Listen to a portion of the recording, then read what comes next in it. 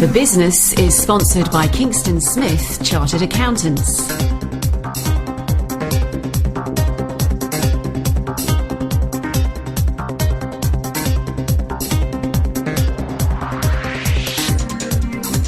Hello, I'm Clare McAnulty and welcome to The Business, the show that's essential listening for the West Herts business community. Tonight, the first St Albans Business Festival finished on Friday, a week-long event which included yearly business favourites like the Hearts Expo and the Retailer of the Year. We look at the advantages of going to the various events and talk to the business people attending. If you run a business in Hertfordshire and you didn't attend, we'll explain why it might be worth noting the date for your diary next year. Joining us in the studio to talk it through is Simon George, one of the coordinators of the festival and the owner of several Hertfordshire businesses. With me also is my fellow presenter, Roma Bhowmick. So, Roma, how's your week been? Very busy, thanks, Claire. I presume yours has been too? It has. So as you'll probably hear when you hear my voice and all the clips, you know where I've been last week. Absolutely. I've been at the festival. So what news story caught your eye this week, Roma? Well, as ever, I like to play around on Twitter. And actually, I came across a little article that I thought was quite interesting. A managing director of a marketing company decided he wanted to share his thoughts on what he would have done differently if he was to start his business again. And he came up with 5 things that he said he would definitely have done differently to help his business grow faster. And, you know, I'm passionate about fast-growing businesses. So the first thing that he suggested was he would definitely have used a virtual office. And I've talked to businesses so many times about the value of what I call switch-on, switch-off services. Again, with virtual office, the key thing that he focused on was it's a good idea to make sure there's always someone to answer your phone. And also, it sounds much more professional if you've got someone answering the phone for you. So that was his first tip. The second one was be less concerned about location. Originally, he felt he needed to be central London, he needs to be in swanky offices, and actually realised very quickly, does it really matter for you to have to be so centrally located? And again, he said he would have looked at somewhere much less expensive outside or the outskirts of London. The third tip was, or rather, idea was encouraging real lunch breaks. Now, again, the danger is, isn't there, when you've got your own business, I know I did it, you're desperate to make everything out of every ounce of the day, so you're stuck at your desk, and actually it's a well-known fact that you're more productive and there are fewer health issues if people do take breaks, just simply walking around every 15 to 20 minutes, taking a walk in the park at lunchtime, having a change of scenery. His fourth tip was that he would buy second-hand furniture rather than looking for something swanky and new again. He said there are lots of clearance sales, particularly sadly in the recent recession. You can get hold of quite expensive stuff at a reasonable price. And his final tip was to use a business plan writer. Now, again, as you know, the key focus for me is strategy. And what he focused on was that most people know exactly where they're going when they first start their business, and they've probably got a great SWOT analysis and some idea of a business plan. But actually, if you want to challenge yourself and move your business forward effectively, you need someone who can be there to challenge you. So actually get someone in who can provide some simple professional advice and guidance and give you a clear focused plan. And I thought that was quite a good little link. Absolutely, and I particularly like the first one, a virtual office, because that's definitely, the minute someone phones you, you want to immediately give off a professional, so that people know you're professional and that you're dealing with their call in the correct way. You know, it's the first point of contact, I suppose, with a company. So that's a very good tip. Well, the story that caught my eye this week was that Gmail has just introduced an undo send that allows you to cancel an email up to 30 seconds after you've sent it. Now, apparently this came about because Google noticed there was a large amount of internet searches for how to undo sent email.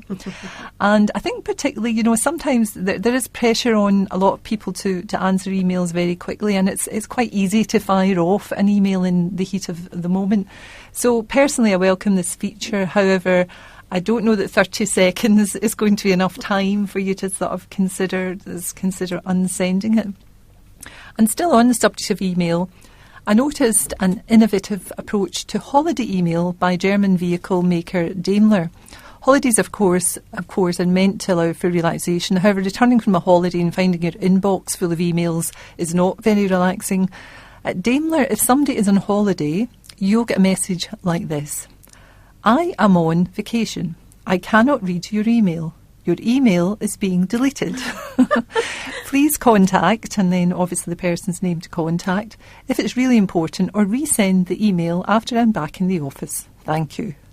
And apparently the response to these emails has been very, very positive. People are quite happy to accept that people are on their holidays, and that they don't want to come back from their holidays to an awful lot of big crowd of emails. Now, I wonder if that's a cultural thing, because interestingly it says vacation, which to me implies it's American. It's American, yeah. And so in America they might not think that's rude, but I don't know, we're a bit... I don't think I would find it. I don't think I would find that rude. I think it's quite nicely put. I think it's your email is being deleted. I think that's quite funny, but I think that giving people the option to call, if it's important, you can contact this person. I think that's important. Yeah. I think if it's stopped, your email is being deleted, I might sort of take exception to that. But yeah, I think that's a good idea. I like the 30 seconds to delete the email you sent. So you're listening to The Business with me, Clare McAnulty. If you want to get in touch, here's some of the ways you can. Phone us on our studio number, which is 01727 839 926. You can tweet us at RVTheBusiness. You can also listen to this programme again on YouTube. We have a YouTube channel with all our programmes on, so go to youtube.com/The Business. We'll be back after this short break. The Business, sponsored by Kingston Smith Chartered Accountants. Radio Verulam Community Partners. If you enjoy singing and are looking for an uplifting musical experience, the St Albans Choral Society guarantees a friendly welcome to new members. The choir numbers around 80, rehearses on Thursday evenings in central St Albans, and performs at various local venues including St Albans Abbey. If you have a reasonable voice and like a musical challenge, go along and join them. For further details, see their website, choralsociety.com, or call the membership secretary on 01727 831 838. For more on Radio Verulam Community Partners, go to radioverulam.com/community partners. You're listening to The Business on Radio Verulam. We're the voice of the local business community on 92.6 FM and on radioverulam.com. Welcome back to The Business. I'm Clare McAnulty here with fellow presenter Roma Bhowmick. Tonight we're discussing the St Albans Business Festival and looking at ways that attending the festival can help your business. And I'm going to hand over to Roma now to introduce our studio guest. Thanks, Claire. Yes, well, in the studio tonight we have Simon George. Simon is a serial entrepreneur and founder of several businesses within the music, events and translation industries. He's the managing director of Hertfordshire Business Independent, the founder of networking group Business Buzz, and the organiser of Hertfordshire Business Expo. Woo! Don't know how he finds the time to do it all. So first of all, welcome, Simon. Thank you. There's a hell of a lot of businesses there, and I'm sure you've got lots to tell us. Briefly, though, can you tell us a little bit about the businesses and how they all link together? Absolutely. The business I am best known for, I guess, is probably the Hertfordshire Business Independent, which is a business-to-business magazine which covers all of Hertfordshire. It's only in Hertfordshire, so we are completely independent. We're not part of a franchise, and we really like to write articles about local businesses, publish news items on local businesses, and also bring some more in-depth articles on things like legal matters, financial things, marketing, networking, and all the sort of things that businesses want to know about. And do you find you have to go and find stories, or do you find businesses coming to you? How does it work? It's a bit of a mixture. So a lot of businesses come to us now because we're reasonably well known, so people want to get their news published. So we do get approached by a lot of businesses. But then we like to handpick some people that are real experts in what they do. So we've got great regular writers, people like Grant Leboff, who's a best-selling author on sales and marketing, Andy Lapata, who's an expert in networking. And then we always try and interview a kind of a celebrity entrepreneur, so maybe someone that's not in Hertfordshire but someone who's very inspirational for business owners and entrepreneurs. So, as an example, who have you had in your celebrity category? Oh gosh, we've recently interviewed Kelly Hoppen from Dragon's Den. We've interviewed quite a lot for Dragons actually. So Duncan Bannatyne as well. So there's a number of different people like that we like to interview and just find out really how they started, what makes them sort of tick, and what can we learn from them. And interestingly, how do you then get feedback on how successful those articles are, if that makes sense? I guess people comment on them to us, so people always, sort of say to me, I really enjoyed, reading that, or people are amazed how we get to interview these people as well. So, people say, how on earth did you get that person to talk to you? So, we just ask them, really. So, did you get feedback through social media? Do you encourage social media linking in with your printed press? We do. We tweet a lot of the articles out, and a lot of them do get retweeted, and people do comment. Also, we have articles on our website, and people can leave comments on that. And it's always a challenge though to get people more involved in articles and things, because printed magazines traditionally are sort of one-way traffic. So we broadcast typically, and we'd quite like to change that a bit and get people more involved and discussing articles rather than just reading them. And so how does Herts Business Expo fit in with all of that?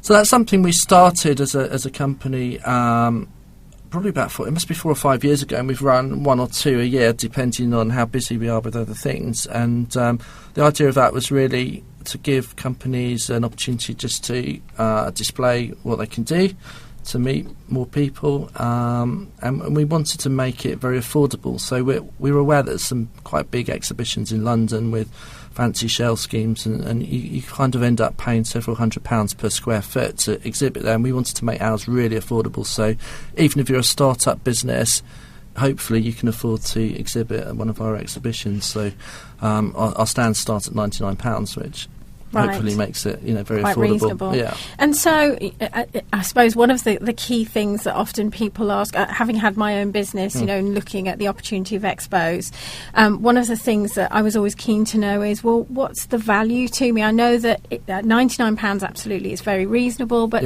I'd like to know how many leads I'm likely to get, what's the footfall likely to be, do you have that kind of information available, or how do you make it attractive other than the very reasonable price of the stand? Well, with the sort of magazine behind it, we have a big readership. So digitally, we have about 32,000 readers on the magazine, and we obviously spend a lot of time promoting that. But we also use other forms of media to promote the expo, and we've done this now. I think it's our 7th time, and our average is about 500 visitors per event. Right. So, history tells us that we get that sort of footfall. Successful event, yeah. Gosh, I went to the first one. I can't believe that's 7 years ago.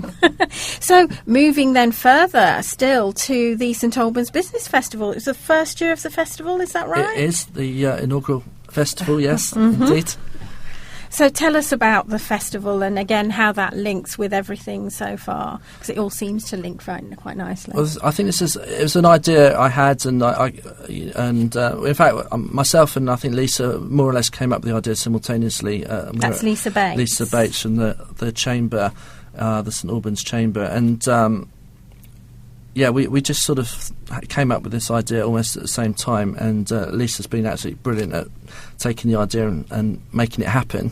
And we involved a few more people early on, and we put an agenda together, or a rough agenda, and that got refined and evolved. And with this week, managed to present the business festival, and we've been very pleased with its outcome.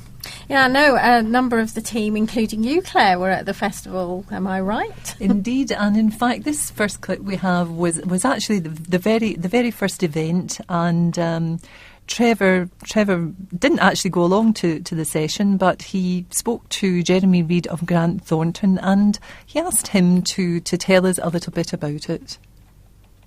The CEO room session is probably a little bit different to some of the other sessions in the business festival, and the reason being that they are a one-to-one session, very much aimed at giving a CEO a little bit of time to think. So giving them some really interesting, challenging questions around what their focuses are on strategic, financial and leadership issues, but very much one-on-one. We give people, they typically take somewhere between 60 minutes and a couple of hours. But it's amazing when you get a CEO away from their business for a short time and give them the opportunity to think very hard about what the priorities are. You get some really, really impressive thinking coming through. Was it that sort of individual one-to-one nature that you think really gives the value to your CEOs? I think so. I think it's very rare for a CEO to have somebody else who's focused on their business as they are out of their business for a short period of time. Mm-hmm. And I think what we're able to do is it's a combination of a lot of strategic experience that we have as an organisation. We share that with the CEO, but equally we help them with a little bit of coaching around them coming up with all the solutions rather than us saying this is how you should do something. Right. And as we speak at the moment, you've had the Monday one and there's the Thursday and Friday ones to come. How did Monday go? Was it what you expected? Monday was brilliant. We were really lucky. The CEO who came in had a very open mind and worked really hard in the session. And the interesting thing is always what people want to do next, and often what we find with the CEO room is that the CEO room gets what we're doing and gets lots of value out of it, and then we'll ask, actually, how can we do this sort of stuff with the wider board? And then obviously that becomes interesting because you get broader engagement, and we're helping businesses in that kind of way. Obviously, this is billed in a lot of places as sort of being part of the St Albans Business Festival. I mean, in terms of bringing all these events together, so we've got a little space at the end of June in which we are sort of showcasing. I mean, are we better hanging together rather than running all individual events which happen to coincide? Is it a good thing for St Albans and the area, local area for this for us all to sort of be working together on this? I think so, and I think certainly at Grant Thornton we really building the business community and making it grow is exactly what we're about. So we've been really, really happy to get involved, and equally aware that a number of the other participants are taking the same approach. I can't see any downsides to us taking this as a business community. So that was Trevor Merriden talking to Jeremy Reid of Grant Thornton. Simon, Jeremy pointed out this issue of chief executives and the whole idea of how easy is it really for them to ask for help, particularly when they're running successful businesses. Absolutely. I think one of the things I hear mostly from CEOs is that they do feel completely isolated, and even if they're surrounded by a very strong board, there's some issues that they may not want to go to their board with. So I think this opportunity that Grant Thornton are offering to CEOs is a fantastic one. And is it quite a new opportunity still? I know that he talked about a number of sessions having run, and obviously they had chief executive sessions at the Business Festival. Yeah, I think this is something that Grant Thornton do usually for their clients, but during the festival they open that up to one or two other businesses that could apply and be part of that. So normally I think it's something they would do for their clients. Mm-hmm. Mm-hmm. So from a gentle one-to-one start to the festival to the busy Hearts Expo, I went along and caught up with some of the business people there. I stopped off first at the Clydesdale Bank stand where David Clark, President of the Chamber of Commerce, was standing. My name's David Clark and I'm head of Clydesdale Bank in St Albans. We're one of the main sponsors today, and I'm also President of the Chamber of Commerce, which has been the real source and backbone of the Business Festival, which is taking place all this week in St Albans. What made the Chamber decide to put on a festival? Was there quite a lot of movement to do it, or was it one person's idea? Well, our whole purpose as a Chamber of Commerce is to help our members grow, and by helping our members grow, we increase employment, we grow the economy, we improve our city. So we've had a number of initiatives that we've been working with, not least the City of Expertise, which emphasises the professional aspect of St Albans. But the festival was designed to really create a real buzz around the city for a week, concentrating on the magnificent local businesses we have and the great work they do together. Now, one thing today, David, I've noticed, and everyone has been telling me how busy it's been here today. Now, do you think part of that is due to the fact you're in the middle of St Albans and this has proved to be pretty popular? I think the fact we're in the centre of St Albans at the Alban Arena is a very powerful point about why we got so many people here. But you've got to remember that St Albans as a city has been trading for over 1,000 years. I mean, this is the real, one of the first cities, one of the Magna Carta cities, and so trade comes natural to this city. I think what we try to do with the Chamber of Commerce is make it work for the modern age. And to that effect, we were always encouraging networking events, breakfasts, learning opportunities, all sorts of ways in which we can help businesses. And actually, one of the things we're launching on Friday will be our Community Business Awards, which takes account of all sorts of things, from CSR to new business to growing businesses to start-up businesses. And we're very proud of those awards and some of the previous winners we've had. Now, you're obviously off to a flying start today with the Expo. It's been very popular, so are you getting a good feeling about this week? Do you think it may return, the St Albans Business Festival? This is a great way to kick it off. We've got 58 exhibitors in here. We've got lots of people from all walks of life, all sections of the business community coming to talk to us. There's a great buzz in the room, and what I'm really struck by is actually the interaction between the 58 different businesses here today, and how many of them have been talking to each other, but importantly, how many of them already know each other. And we've worked really hard to build that community, and we, as a chamber, we'll carry on doing that and working for our members to improve our economy and all of our businesses.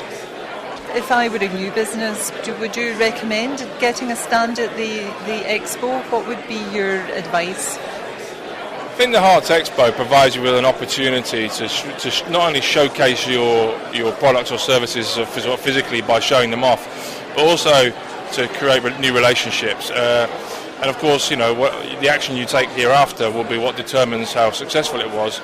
But I think the profile and the opportunity to speak with other like-minded businesses is a real key to being here, and we'll certainly be back next year. Well, so that was David Clark from Herts Chamber of Commerce. So 58 businesses, and by the sound of it, a hell of a lot of visitors in the background. Sounds like it was very busy. And Claire and David talked quite a bit there about the location itself, Simon. Yeah. Was that a deliberate ploy? You have had the Expo outside of central St Albans before. Yes, others have been sort of in the north of the county. We've gone down to Watford as well. I think for St Albans it's a perfect location because there's such a density of businesses in the town centre, so it just made so much sense to put it in the arena, and it's such a well-known building as well. And the slight risk for us was car parking, but actually people managed to park because there's we sent out maps and tried to help people as much as possible. So it worked really well because people could just walk from their businesses in the town and come in and visit. I think too, people know where to park around there because probably most people have been to the Alban Arena, so you probably already have a place that you know where to park. So on to our next clip. Networking expert Debbie Gilbert was recently on the business show, so when I spotted her on a stand at the Expo, I knew she'd be the ideal person to give me some top tips about making the best of the event. And I started by asking Debbie how it'd been going. So we've been chatting to people about our networking events, our training and our marketing support, and actually just giving people ideas on the spot, which is always quite cool. I've also been round and talked to some of the other stands. So we're looking at doing more training in St Albans, so we've been able to make contact with 2 venues today and talk to them about their facilities. Also had a really good chat with Clydesdale Bank, so hopefully I'm going to get David along to one of our events to do a talk. And chatted to some of the other stand holders who've got businesses that might be interested in coming along to networking. So it works right across the board, really.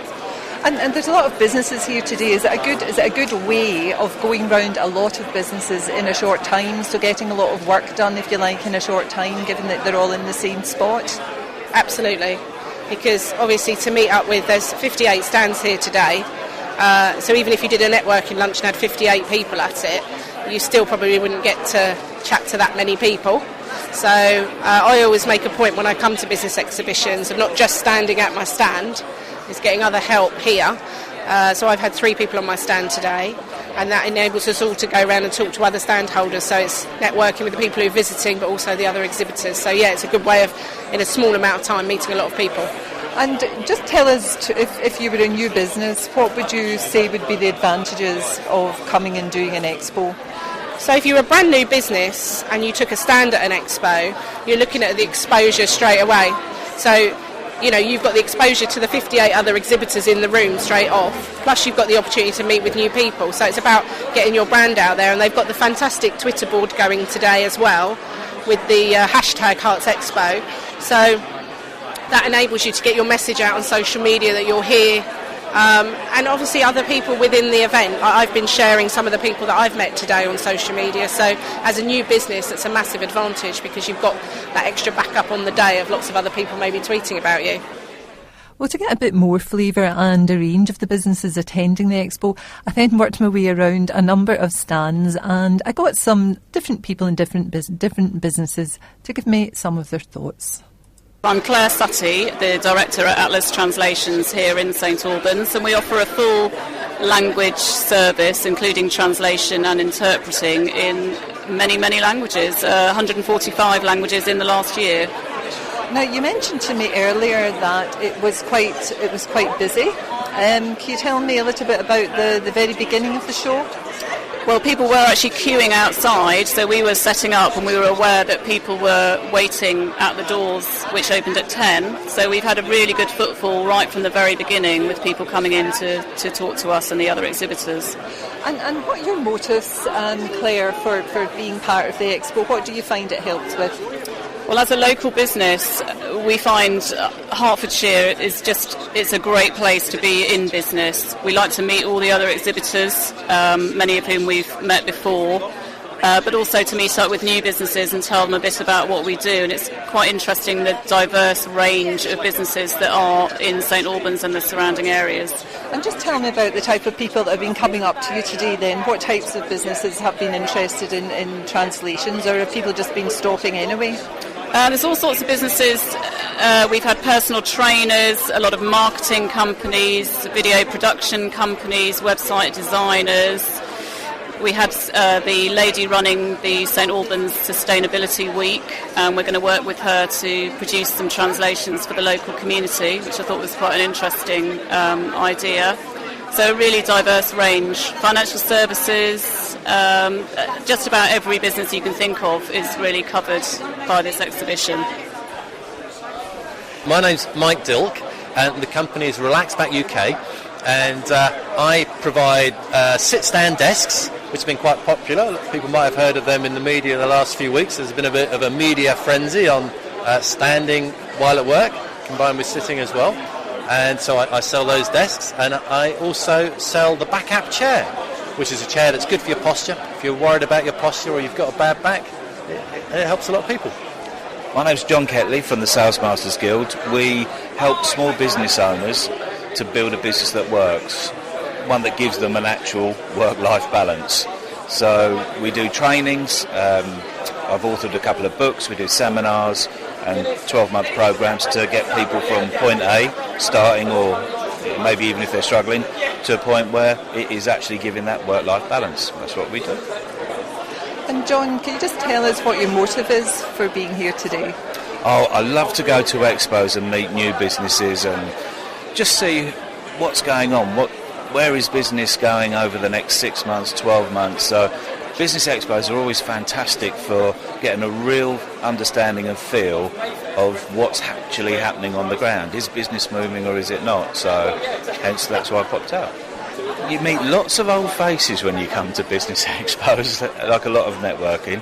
So yeah, really just catching up with a few people and then hoping to make some new connections. I've not been in that long this afternoon. And Mike, tell us a little bit about how it's been going today. How have people been stopping, asking about your product? How's it been going?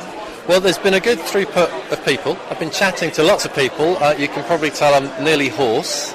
And lots of people will stop because the chairs and desks that I have are kind of visual and quite interesting. So people will stop and take a seat and chat. And quite a few of them are a little bit more interested other than just having a momentary rest, and they want to know how they work and how the seats work, how they might use them. And I think quite a few people will come back and ask to try them out. And I think particularly because your product, you really do need to see your product in place, don't you, to sort of appreciate how the way it works. So it's actually a lot better to be here with a physical product than somebody have to look at your website. Absolutely, it's all about people being able to see them, touch them, feel it, and sit on them. I'm very keen, and actually, if people think something like this might be useful for them, I'm very keen for them to borrow it for a week or two to see if it works for them. So yeah, actually showing them the product is very important at stuff like this, events like this. Now, can I ask you both, the expo is part of St Albans Business Festival, which has just started this year. Are you planning to go to any of the other events at the festival? I'm planning to do the lot, actually. Okay, then you might get a prize then. I think there's a prize for somebody that manages to go to all of them. Maybe not everything, but certainly there's tomorrow there's a business jelly. I wasn't quite sure what that was, but apparently it's a local company, Grant Thornton, opening up their offices so people can go along, work in their offices, so actually do some work but meet some other people while they're doing that. I'm going to get involved with that. There's a speed networking tomorrow, which I may go to. So yeah, I think it's a good thing that this business week is happening. So I'm interested to get involved. My name's Sylvia Vitiello. I'm a partner from Kingston Smith in the general practice area of it. And the reason that we've come here today is that we wanted to meet local businesses. We wanted to come out and see what's going on and to talk to people. And we haven't really been disappointed at all during the morning. So what surprised you the most, Sylvia? You were saying earlier you're surprised at just how busy it is. Have people been coming up and asking you questions? Absolutely. It's just been busy right from the start all the way through, and we've had people talking to us about all sorts of aspects of business, all different areas. So yeah, it's great to see so many enthusiastic people, and it's a lovely atmosphere. We were very surprised at how busy, as I say, that it was. And tell us about the type of people that have been coming to your stand. Well, we've had all sorts. So from professionals, say from banks and lawyers coming to talk to us and find out what we're doing, but to small businesses and growing businesses, as well as some quite large ones as well. So it seems as though the whole business community has come out just to find out what's happening, and I suspect their motives are the same as ours, to come and see what people are doing and to talk. And it's been a lovely, sort of a lovely vibe here with all of the people chatting to one another. The Business, sponsored by Kingston Smith Chartered Accountants. At Kingston Smith, our ethos is simple. We want our clients to succeed. Welcoming owner-managed businesses and individuals, we pride ourselves on offering the local business community a range of services that best supports their needs for maximum growth. Kingston Smith, helping our clients succeed. Find us on St Peter Street in the heart of St Albans, or for more information, head to kingstonsmith.co.uk. If you want to get in touch with The Business on Radio Verulam, phone us on 01727 839 926 or email thebusiness@radioverulam.com. Welcome back. I'm Clare McAnulty, and I'm here with fellow presenter Roma Bhowmick and our studio guest Simon George. And tonight we're talking about the first St Albans Business Festival, and we're looking at some of the events and considering the benefits to local hearts businesses of attending. On to the Retailer of the Year. We're still in the Monday, I hasten to add. So the Retailer of the Year awards were part of the festival this year, and the overall winner of the Retailer of the Year 2015 was won by D. Copperfield, the menswear store in Checker Street. Trevor Merriden and Vicky Scott, who were covering the awards for Radio Verulam, spoke with the winners, and Trevor started by asking them if the award had been a surprise. Really wasn't expecting it. Yeah, really happy. And I mean, did you sort of come here, travel more in hope than expectation? I mean, did you take a look at the shortlist and think we've got no chance or we're better than them? Did you rate yourself? You know, in all honesty, we came here just to have a good night, and we've been quite shocked by the outcome of it all, to be honest. Right, and Jack, if I could ask you, do you feel much the same way? Yeah, absolutely. I mean, over the last 18 months, the store's now under new ownership, and it's great to see that we're getting the recognition and the hard work that we're putting into it. So, and what is that hard work? What do you put the success? What do you put the success down to? I mean, it's first and foremost, it's customer service for us guys. I mean, St Albans. is a fantastic town. We're all, majority of the lads that work in the store are St Albans born and bred, and we very much value that custom and enjoy maintaining that custom within the store. So how much of your business is repeat custom? You know, we were talking earlier about how difficult it is to get people across the threshold in the first place.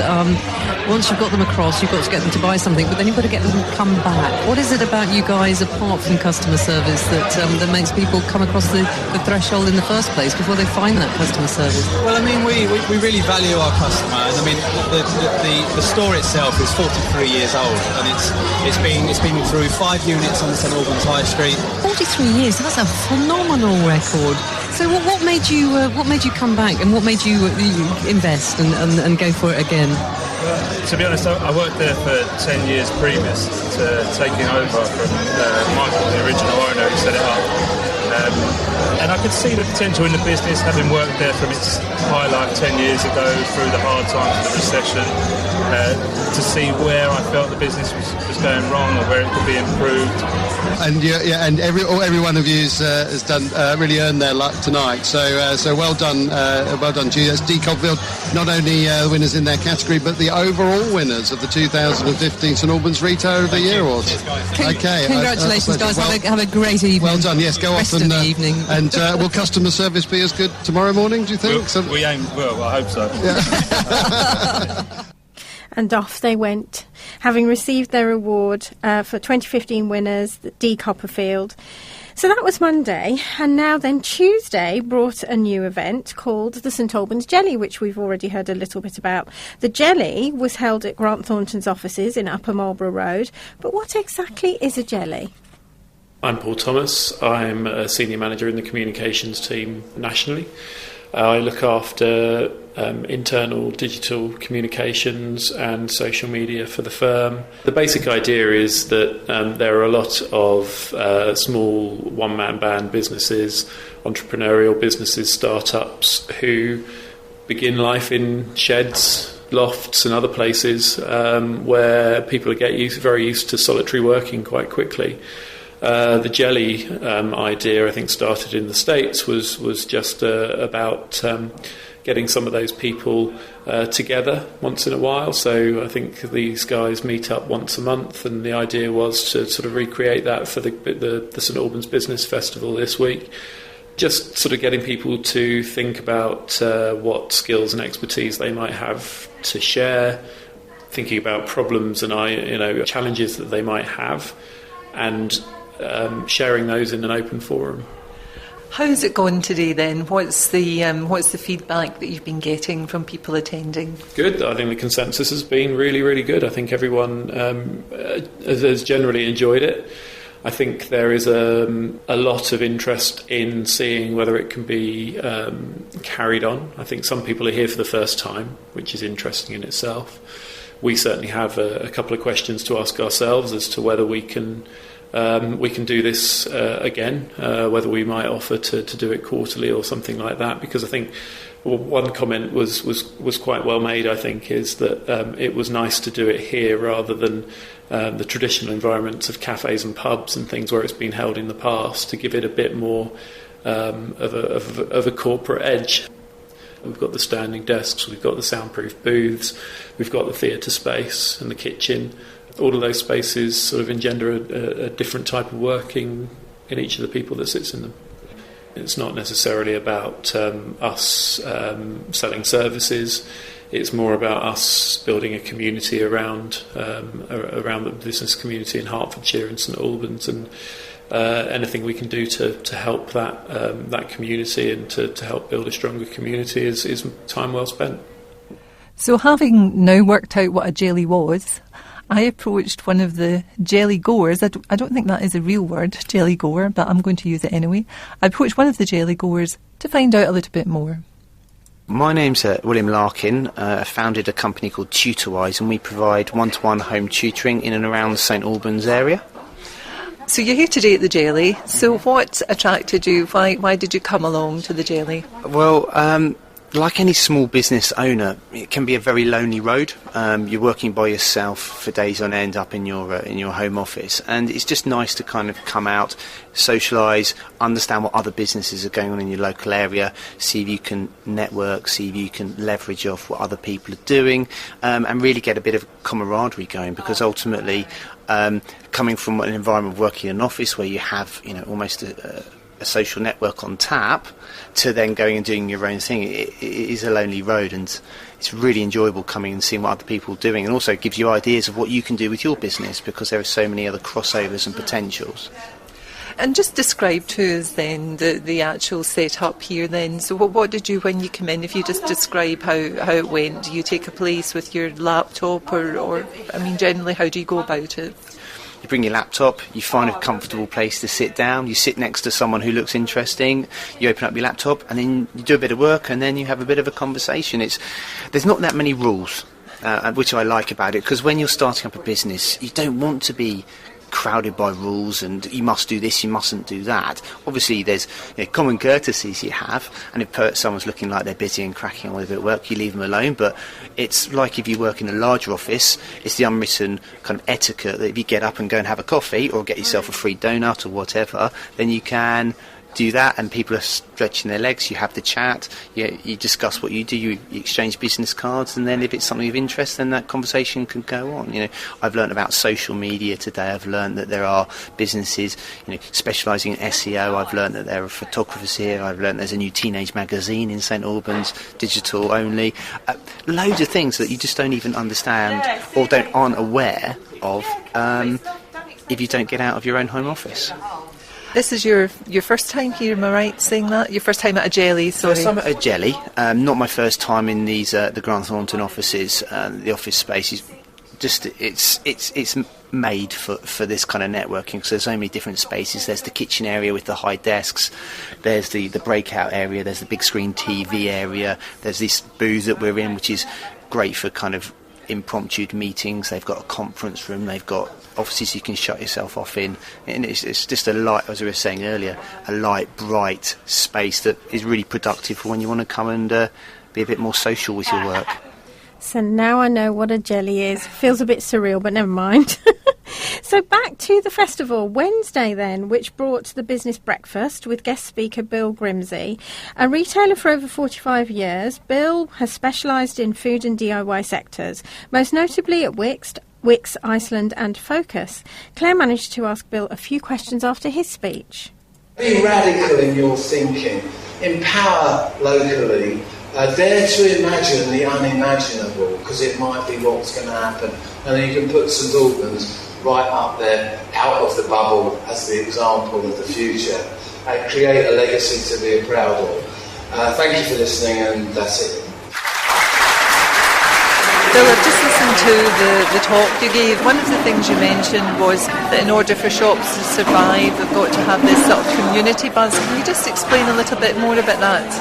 Well, the key to the future for town centres and high streets is to turn them into broader facilities, make them the centre of the community, our community hub, embracing more housing, so lots of premises that are currently commercial could be turned over to housing, because if you densify the population, you'll create a vibrancy. Health is going to be extremely important in the future, so getting good health facilities inside the town centres. Education for all generations, particularly the ageing generation. Education, I don't mean education in the sense of scholastic education, but education in terms of activities and things people do, arts, crafts and stuff like that. And if you do those kind of things and you use technology to help you communicate, you will create a vibrancy which will then support shops and commercial activities and keep the economy locally going well. What sort of things do you think retailers could be doing better in terms of using technology, apps, those types of things? Well, any retailer that's not engaging in technology is going to disappear. It's as simple as that. It's an opportunity to reach your customers when they're not in your shop as a simple, straightforward process. But what you need is for town centres and high streets, local authorities to wire up the high street so that when you enter a town, you immediately get an opportunity to log on and become a part of a network where retailers have applications and they can communicate to you. But not only retailers, doctors, surgeries, libraries, lawyers, banks, everyone can engage through technology using the free no black holes Wi-Fi in the town centre, and that's what town centres will have as a matter of course in the not too distant future. So St Albans needs to get ahead. One local businessman who was listening to Bill Grimsey's speech was Oliver Zisman, with a retail outlet in the middle of town called That Design Store. He was particularly interested in what Bill had to say about creating a customer experience. It was interesting. There's a lot of things I knew, a lot of things that he reaffirms, certainly about the technology, certainly about the customer experience, as opposed to just customer service. Customers want more than just like he said, they want more than just a please and a thank you and doing the right thing. They want to go in and experience something that they wouldn't necessarily get either at home or in other stores. And that's something at that design store that we're looking to do. We have a happy hour every weekend, for example, where we have champagne for a few hours in the afternoon on the weekend at no cost. It's just about encouraging people to come in, look around, use our store as a place to interact with their friends, family, whatever it may be. The talk today is part of the St Albans Business Festival. Have you been to any other events at the festival? Monday night we're at the Retailer of the Year Awards. We were very fortunate enough to be shortlisted for the best specialist shops, which we just about missed out on. But we've only been around for 6 months, so it was fantastic to be shortlisted out of, I think there were 40 to 50 retailers in our category, so to get down to the final 6 was great. Very well attended event. I think there were over 200 people there. This is my first breakfast, my first event with the Chamber of Commerce. We've only recently joined, so getting up at 7:15 as a retailer is a slightly unique experience. So that was Oliver Zisman from That Design Store. Wow, that was one hell of a week. I'm exhausted just listening to it. And so many events happening.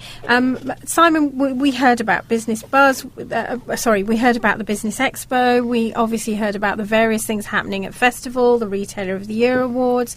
What about, there was the Professional Hub as well. Can you tell us a bit about that? Yeah, so there was we had a mini careers fair for people or for students particularly interested in professional services. So that's typically for lawyers, accountants, surveyors, banking, and we held an event in Barclays in St Peter's Street, and we invited young people between 16 and 19 to come along to bring their parents if they liked, and just find out a bit more about what's on offer in those professional services. So I think we had about 12 companies that were there. Just being able to talk about how to get qualified, what sort of educational steps they could take, and I think the university were there and Oaklands were there as well to advise on some of those things. So it was a really good event. Lots of people came, which is fantastic. So not just our existing successful business people, but looking at how we prepare for the future as well. Absolutely. Which is fantastic. What else was going on that we still haven't even covered yet? Gosh, so I think there was another 2 CEO room sessions that Grant Thornton did. Thursday morning there was a Business Buzz event at the Beach House. We had, I think 50, 60 people to that, so that was absolutely buzzing. And so pun intended. So we had a great morning there. And then the Thursday evening we had a charity business quiz. I think there was around 130 people participating in that. Wow. So again, a great opportunity for businesses to come together, but also raise some money for charity. And then the finale was of the whole week was on the Friday, which was a barbecue at the Brickyard, and that also incorporated the launch of the Community Business Awards. Ah, okay. So tell us a bit more about the Community Business Awards. Well, we've been involved as a sponsor the last few years, of the President's Awards, but it's something that the Chamber have organised now for several years. It's a fantastic event, and it really does celebrate the brilliant businesses we've got in the St Albans and district area. And the nominations are now open, so I think if you go to the St Albans Chamber website, you can look at the criteria. You're able to nominate companies that you feel have done particularly well in the different categories. Are they essentially? Sorry to interrupt. Okay. Are they essentially social enterprises, or are they commercial organisations as well? No, so they're nearly all commercial enterprises. There are a couple of categories like CSR, and there's a green category as well, which does recognise companies that are particularly community focused or environmentally focused. But generally, it's general businesses. So there's other categories like business growth, young person of the year, employee of the year, that kind of thing. So it's really for businesses that are really doing well, and their colleagues or their customers want to recognise them. So, I mean, you created again, no pun intended, one hell of a buzz throughout that whole week, really bringing the business community together. How do you keep that going then for the rest of the year? Oh gosh, that sounds. After this week, I'm not sure if I want to keep it going. Yeah, it's difficult. I think we just need to build on the success and just try and keep stuff going. I mean, what's great about the Chamber in St Albans is they are continuously providing brilliant events. So they'll sort of keep the momentum going, I think, through what they're doing as well, and just having the awards to look forward to in September will be fantastic. So I think really the Chamber will do that job, and just keep the momentum going. Another thing that I thought was good as an attendee of the event was there were lots of slightly different things going on. So the jelly was a little bit different. Yes. It was very good to have the speaker, so that was quite thought-provoking. Bill Grimsey talking about the high street, and that sort of created quite a lot of people were wanting to speak to him afterwards. So I think having things like that are not necessarily there on other events, it's quite nice to have things that are a wee bit different to try out.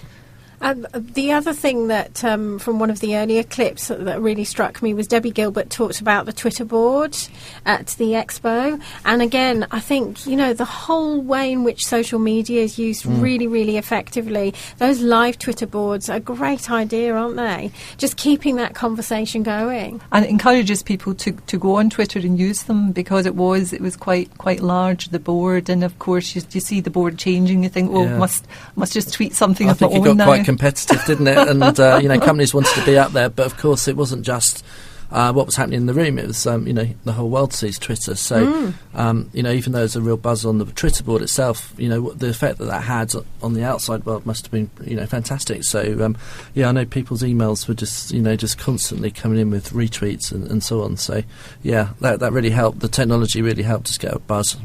The fact that it was busy was good too, because Claire Sutty of Atlas Translations was saying, there was a really high footfall immediately. There was a queue at the door to come in, and if you've bought a stand at an expo, that's absolutely what you want. Absolutely. You want it to be busy, and that to be a problem. You want to not have time to speak to everybody that's there. So that was a thing in its favour. And I think the other thing that came up was networking. If you attend any events in St Albans, you'll no doubt meet those people at the expo, because it seemed like everybody was there. And the other thing that I noticed was Mike Dilk talking about the desks and the chair, and I mean a good place to have a physical product. So he had a physical product to be seen, and although yes, people can go on a website, but how much better is it to go and sit in it? Yeah. And your people will do, they will go and sit in it and stand at the desk. And I mean, these are things that the Expo's very good at, and certainly for even small companies, you can see how they could gain an advantage out of that. I think that whole making sure you work your stand aspect is important, isn't it? You know, again, we heard earlier, I think it was Debbie who mentioned, you don't just want to be there static. You need to actually be engaging with the public. And I think that's the other thing. You know, if you decide to invest in a stand at an expo, you can't kind of expect people just to arrive on your stand. You've got to work it, as they say. So again, I think probably a lot of people learned a lot about engaging. Absolutely, and there's a number of people who are running competitions and things on their stands, which really helps. And the key thing, I think, you know, is how people follow it up afterwards. So, you know, on the day they meet lots of people, but it's really key they follow up. I mean, one of the other things that got mentioned was just what an easy atmosphere it was. It was very easy to chat. Sylvia Vitiello of Kingston Smith mentioned that. And again, Kingston Smith probably are used to dealing with slightly bigger companies. I dare say a lot of the smaller companies wouldn't approach a company like Kingston Smith normally until possibly they're a little bit bigger. I mean, Simon, are these things that you promote with the expo, or do you think people would just know that these were the advantages of attending? I think it's brilliant that firms like Kingston Smith are present, because as you say, often people wouldn't necessarily approach them, and it gives them an opportunity to talk to them and realise that they are looking for smaller businesses. They can help, and of course smaller businesses grow into larger businesses, so it's a great opportunity to start building relationships with ambitious smaller companies. So I think as well it just gives credibility to the whole thing when some of the larger companies are there, and really our aim is to make it very inclusive. So we want, you know, startups and some of the more established and larger companies at these events, and bringing the whole business community together. And I have to ask this one question, Simon. So obviously great success, and there's an intention to run this again next year. But this is St Albans and Hertfordshire, and is there intention to take this to any other counties elsewhere in the UK? Gosh, I hadn't even considered it. Do you know what? I think what I love doing is working in Hertfordshire, and at the moment, no plans to do that. So I enjoy working within Hertfordshire. OK, Simon, thank you very much. And thanks to everyone at the festival who provided us with all the interviews for tonight. Many thanks to Simon George. And finally, thanks to Roma with me in the studio. Until the next time, have a good week. The Business, sponsored by Kingston Smith Chartered Accountants. If there's anything in the show you want to talk to us about, phone us on 01727 839 926 or email thebusiness@radioverulam.com.